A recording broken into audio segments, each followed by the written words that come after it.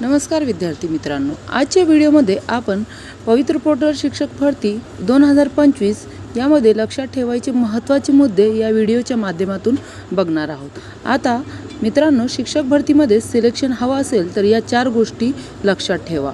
पहिली गोष्ट, शैक्षणिक पात्रता आणि टक्केवारी।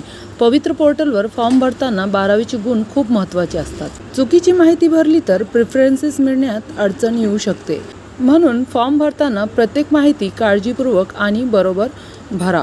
पवित्र पोर्टल शिक्षक भरती शैक्षणिक आणि व्यावसायिक पात्रता।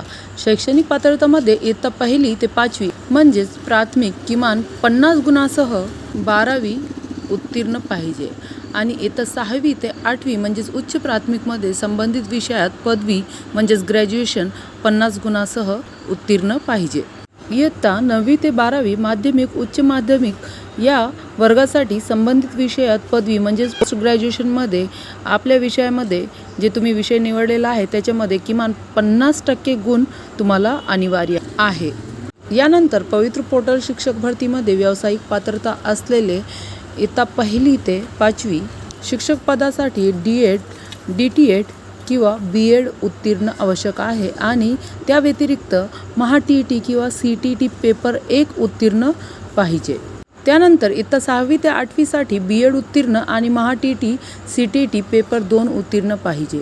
इयत्ता 6वी ते 8वीसाठी उच्च प्राथमिक आणि इयत्ता 9वी ते 12वीसाठी माध्यमिक उच्च माध्यमिकसाठी BEd उत्तीर्ण पाहिजे। वयोमर्यादा व इतर शर्ती लागू। टेट परीक्षा उत्तीर्ण असणे अनिवार्य आहे। यानंतर दुसरी महत्त्वाची गोष्ट म्हणजे कॅटेगरी आणि समांतर आरक्षण। तर समांतर आरक्षण खुला प्रवर्ग आणि आरक्षित प्रवर्ग दोन्ही प्रवर्गात विचार होऊ शकतो। महिला, माजी सैनिक किंवा इतर आरक्षणाचा फायदा घेताना तुमचा विचार खुल्या आणि आरक्षित दोन्ही प्रवर्गात होऊ शकतो। यासाठी तुमच्याकडे कॅटेगरी आणि समांतर आरक्षणचे प्रमाणपत्र असणे आवश्यक आहे। उदाहरणार्थ महिला आरक्षण प्रमाणपत्र, दिव्यांग प्रमाणपत्र, खेळाडू, माजी सैनिक किंवा प्रकल्पग्रस्त प्रमाणपत्र हे तुमच्याकडे असणे आवश्यक आहे। तिसरी महत्त्वाची गोष्ट, कागदपत्राची वैधता। हा मुद्दा फार महत्त्वाचा आहे विद्यार्थी मित्रांनो। अर्जाच्या अंतिम तारखेपर्यंत तुमची सर्व मूळ कागदपत्रे वैध असणे आवश्यक आहे। जर कागदपत्रामध्ये चूक किंवा त्रुटी आढळली तर डॉक्युमेंट्स व्हेरिफिकेशन म्हणजेच DVच्या वेळी तुम्ही अपात्र ठरू शकता। यासाठी शैक्षणिक पात्र प्रमाणपत्र, जातीचा दाखला, रहिवासी प्रमाणपत्र, ओळखपत्र हे सर्व वैध असले पाहिजे, तेव्हाच तुमची निवड होऊ शकते। यानंतर विद्यार्थी मित्रांनो, चौथी आणि सर्वात महत्त्वाची गोष्ट, प्राधान्यक्रम निवड। पवित्र पोर्टलवर 50 ते 100 प्रेफरन्स देण्याची संधी असते, पण फक्त प्रिफरन्स देण्याची महत्त्वाची नाही तर योग्य क्रमाने आणि विचारपूर्वक निवड करणे खूप गरजेचे आहे।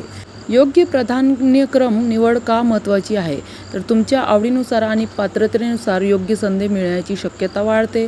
गुण, प्रवर्ग आणि उपलब्ध जागांच्या आधारे निवड प्रक्रिया पारदर्शकपणे होते।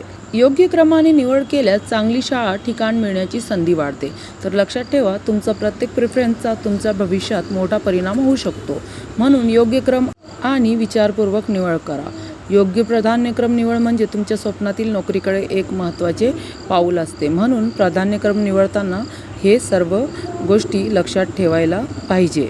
विद्यार्थी मित्रांनो, पवित्र पोर्टल शिक्षक भरतीसाठी लागणारे आवश्यक कागदपत्राचा व्हिडिओ मी घेतलेलाच आहे। तुम्ही आमच्या YouTube चॅनलवरून तो व्हिडिओ बघू शकता आणि हा व्हिडिओ जर आवडला असेल तर व्हिडिओला लाईक, शेअर आणि चॅनलला सबस्क्राईब करायला विसरू नका। धन्यवाद।